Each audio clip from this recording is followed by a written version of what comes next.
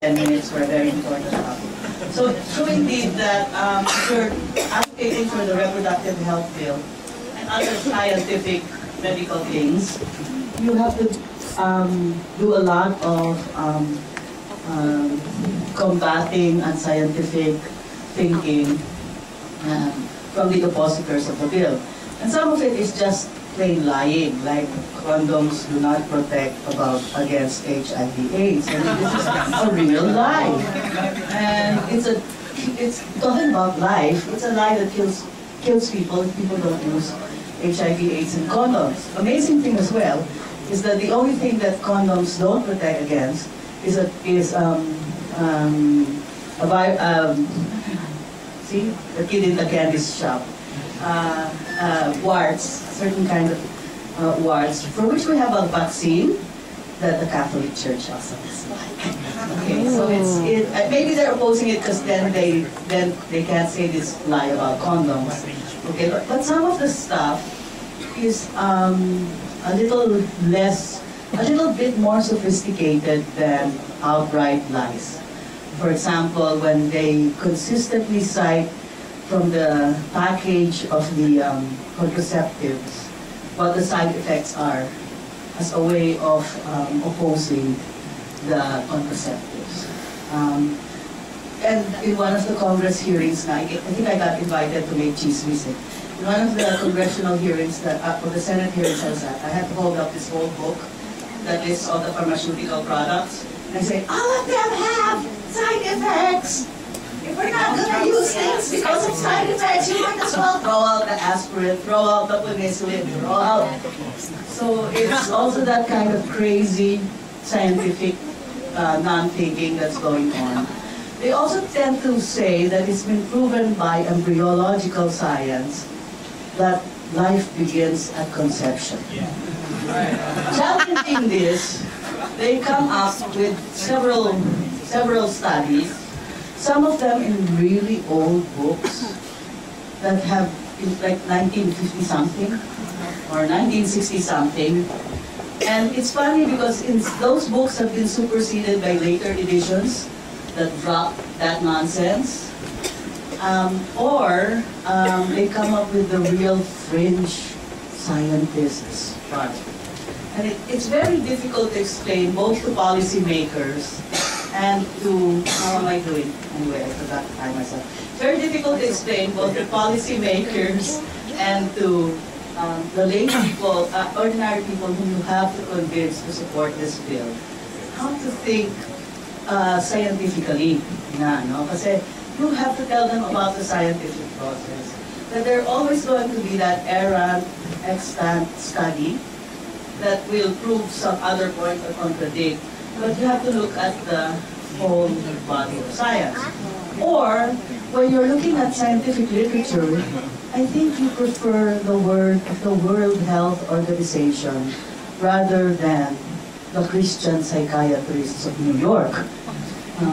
Okay? So it's a bit, a lot of it is really working to scientifically talk to policymakers and also the kind of grassroots advocacy we do have with women.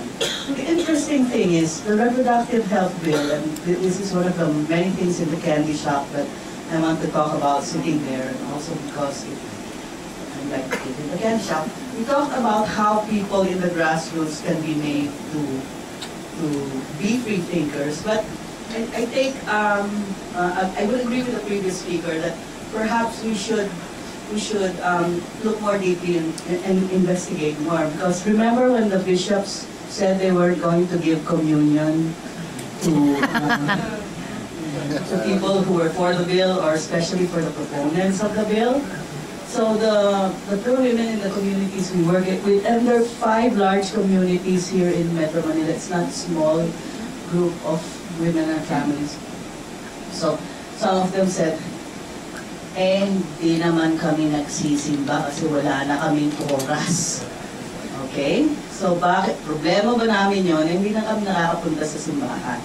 So the assumption of the church that we are majority Catholics, this is not something we should just accept.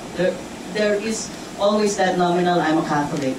But and a lot of the people will come and tell you sorts of different things.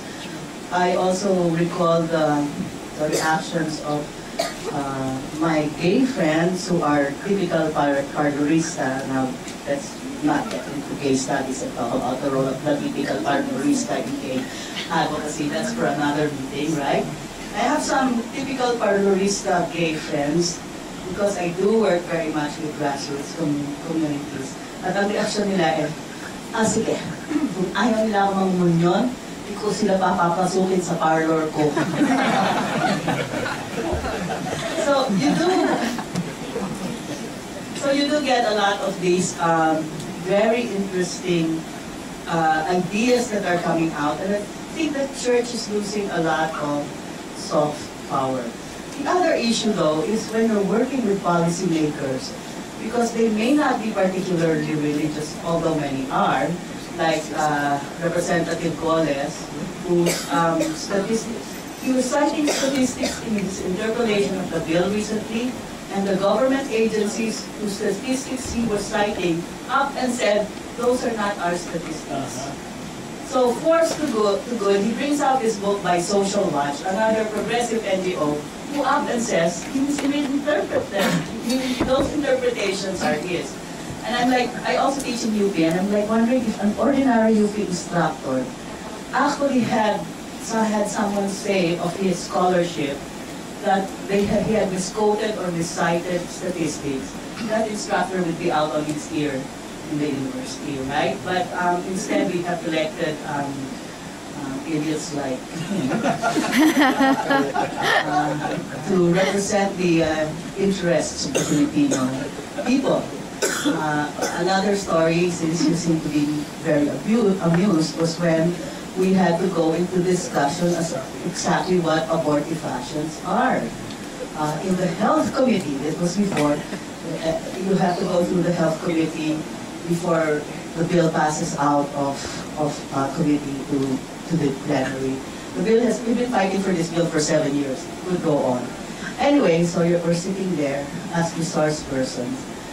And of course, the Congress people don't really listen to their resource persons. They're just pretending it's a public hearing so they can pretend. But they like it when it's a controversial bill because the media's there and a lot of people are there. So they need to grab all this time for themselves to talk. And that's how you come out. See how stupid they are. Because they start debating about what exactly an abortifacient is, right? And one of the brilliant Congress people say, you know what? I couldn't find it in my pocket dictionary, abortifacient. I'm like, and you're like, I have a definition. And then somebody else brings out this whole volume and says, no, you can't just look it up in the Casio electronic dictionary. I had my staff run up, and we have Webster's dictionary, the true dictionary of the King's English. I am quoting. Okay. He said the Casio's from Japan, right? So you can't defend. So he's looking it up, and we couldn't find the definition either in the dictionary. So the proponent of the bill that's banning contraceptives because they're abortifacient suddenly says, oh, if we don't have a definition, maybe I should withdraw my bill. And I'm like, and then they return to the resource speaker and they say, well, no, maybe you shouldn't withdraw your bill. Maybe we should ask our resource people. And you're like, maybe I should just lie and say there isn't a definition, so he'll just withdraw his stupid bill. Right? But so I had to be my true scientist self. There was a definition. No.